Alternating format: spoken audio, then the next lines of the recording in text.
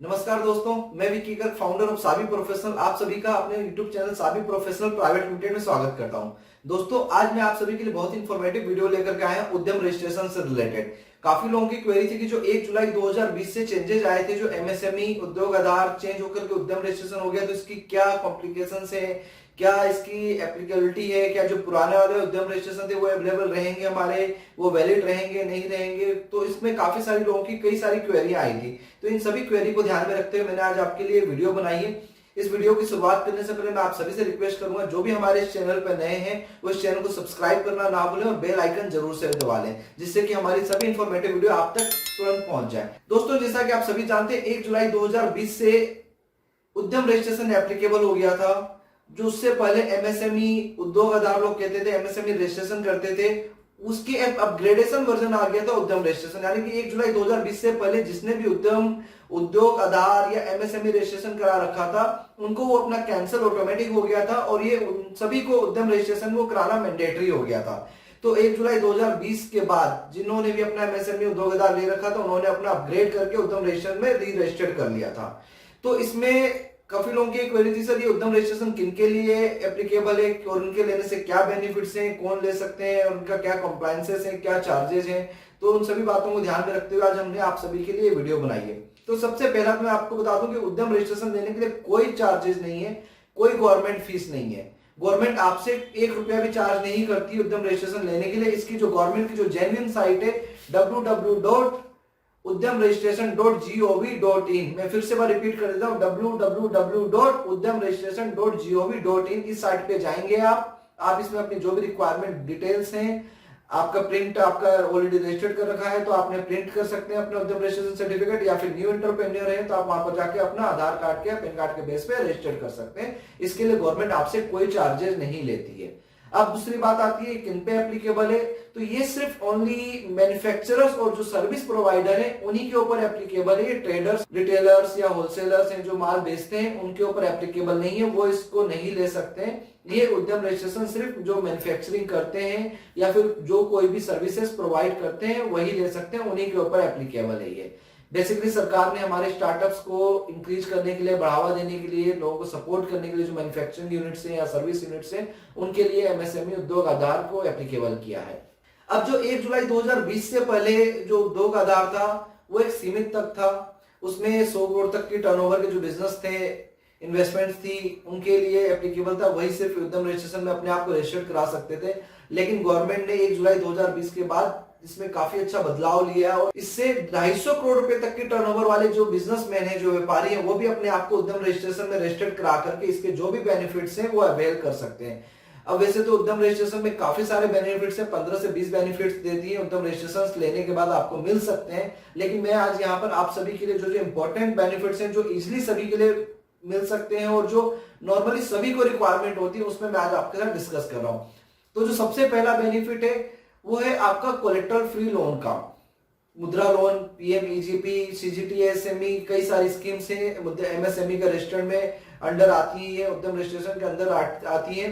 तो आप किसी ने भी जब उद्यम रजिस्ट्रेशन करा रखा है तो इसके बाद आप अपने बैंक में जाते हैं, आप उनको बताते हैं आपका बिजनेस, आपकी जो रिक्वायरमेंट्स है, वो बैंक की जो अदर क्राइटेरियाज हैं वो फुलफिल होने के बाद आपको कोलेट्रल फ्री लोन देती है बैंक। उसके लिए आपको अपने बैंक नियर बाय बैंक में आपको कांटेक्ट करना पड़ेगा। तो ये काफी अच्छा बेनिफिट मिलता है सबसे पहले। उसके अलावा जो कोई भी बिजनेसमैन, आप सभी को पता है बिजनेस करने के लिए हमें कहीं ना कहीं फंड की जरूरत होती है, तो फंड लोन के थ्रू लेते हैं हम या फंड ओडी लिमिट के थ्रू लेते हैं। ओवरड्राफ्ट लिमिट बैंक प्रोवाइड करती है, जिसके बेसिस पे हमें अपने बिजनेस को रन करने में काफी इजीली हेल्प मिल जाती है।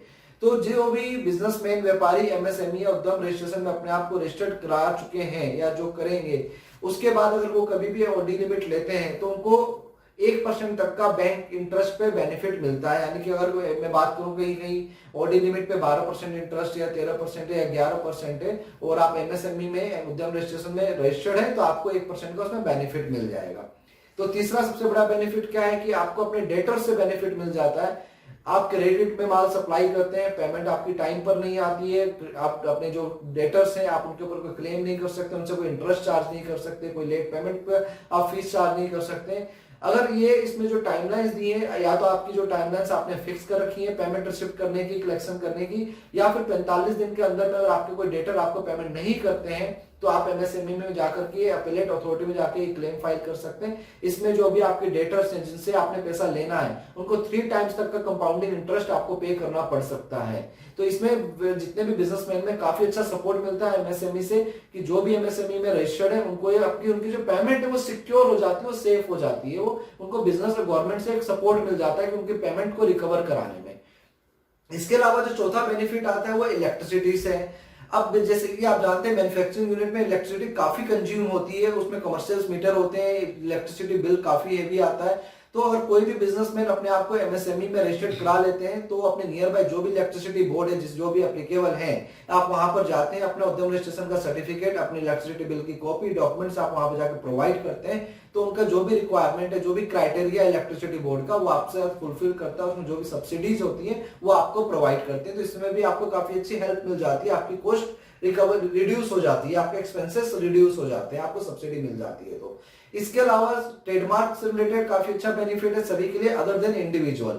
जो भी इंडिविजुअल के अलावा जो पार्टनरशिप फर्म या कंपनीज या एलएलपी है, जब भी आप अपने बिजनेस को ट्रेडमार्क में रजिस्टर्ड कराते हैं तो जो गवर्नमेंट फीस है उसमें 50% का आपको रिबेट मिलता है, यानी कि आपको ओनली 50% की पेमेंट करनी पड़ती है अगर आप उद्यम रजिस्ट्रेशन होल्डर हैं तो ये भी आपको काफी अच्छा सपोर्ट मिल जाता है। इसके अलावा जो आपको बेनिफिट मिलता है वो आईएसओ सर्टिफिकेट से रिलेटेड है, रिम्बर्समेंट ऑफ एक्सपेंस टू इंकर ऑल आईएसओ सर्टिफिकेशन। आजकल वैसे आईएसओ सर्टिफिकेट्स हर किसी को रिक्वायरमेंट होता है, क्वालिटी मैनेजमेंट है, पॉल्यूशन मैनेजमेंट है, तो उसमें आपको जो भी आईएसओ सर्टिफिकेशन के आपके ऊपर एप्लीकेबल होता है आप आईएसओ सर्टिफिकेट लेते हैं तो उसमें जो भी आपके एक्सपेंसेस इंकर्ड होते हैं उसमें आप रिम्बर्समेंट क्लेम कर सकते हैं, तो इसमें आपको बेनिफिट मिल जाता है अगर आप एमएसएमई रजिस्टर्ड होल्डर हैं तो। इसके अलावा जब भी आप अपने बिजनेस को चाहते हैं, आप अपने बिजनेस को एक्सपेंड करना चाहते हैं, आप इंक्रीज करना चाहते हैं, आप फॉरेन एंटिटी में आप एक्सपेंड करना चाहते हैं, अपना एक्सपोर्ट करना चाहते हैं बिजनेस को, आप बिजनेस फॉरेन में प्रमोट करना चाहते हैं, तो आपको डिफरेंट प्रमोशन यूनिट में या काउंसिल में जाकर के अपने आप को रजिस्टर्ड करना पड़ता है। उसके लिए आपकी कॉस्टिंग आती है, आप कहीं भी अपने आप को एक्सपोर्ट करते हैं, प्रमोशन करते हैं, वहां पे आपको कॉस्टिंग आती है, इसलिए आपको वहां पर वो जो एक इनपुट है वो रिजल्ट नहीं मिल पाता है। तो गवर्नमेंट यहाँ पर आपको काफी सपोर्ट करती है। अपने जो गवर्नमेंट के जो इंटरनेशनल ट्रेड फेयर्स लगते हैं वहां पर अगर कोई भी बिजनेसमैन एमएसएमई में रजिस्टर्ड है तो उनको इजिली एंट्री मिल जाती है ताकि वो अपने बिजनेस को एक्सपोर्ट करने के लिए प्रमोट कर सके, कि वहां पर काफी इंटरनेशनल ब्रांड्स आते हैं, इंटरनेशनल बिजनेसमैन आते हैं, तो वहां पर आपके बिजनेस को काफी सपोर्ट मिलता है एक्सपेंड करने में। तो ये बहुत ही बड़ा बेनिफिट मिलता है उन सभी उद्यम रजिस्ट्रेशन होल्डर को। इसके अलावा जो इंडस्ट्री ट्रेड प्रमोशन पॉलिसीज हैं वहां पर भी आपको बेनिफिट मिलता है।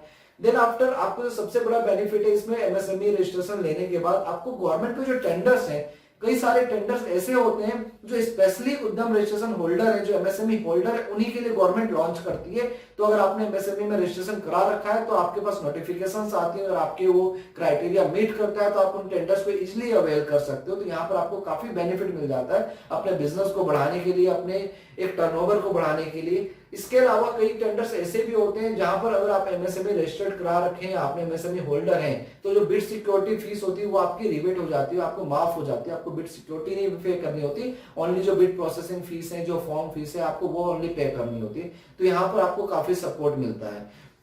तो ये कुछ मेन जो बेनिफिट्स हैं जो मैंडेटरी हैं, जो सभी बिजनेसमैन को रिक्वायरमेंट्स होती हैं और जो अवेल करना चाहते हैं, जिससे उनको एक बिजनेस में हेल्प मिलती है, एक मॉनेटरी पॉइंट ऑफ व्यू से भी हेल्प मिलती है, तो सभी इजिली अवेल कर सकते हैं। एमएसएमई जैसे कि मैंने आपको बताया कि एमएसएमई रजिस्ट्रेशन लेने के लिए कोई चार्जेस नहीं, गवर्नमेंट की कोई फीस नहीं है। इसमें आपको बस अपना आधार कार्ड देना होता है, अपने पैन कार्ड की डिटेल देनी होती है, अपना नाम, अपने बिजनेस का नाम, अपने बिजनेस एड्रेस देना होता है, आपको ईमेल आईडी, मोबाइल नंबर, ये कुछ डिटेल मेंशन करनी होती है। तो ये आप जो भी डिटेल्स मेंशन करते हैं उसके बेसिस पे आपको उद्यम रजिस्ट्रेशन का सर्टिफिकेट मिलता है।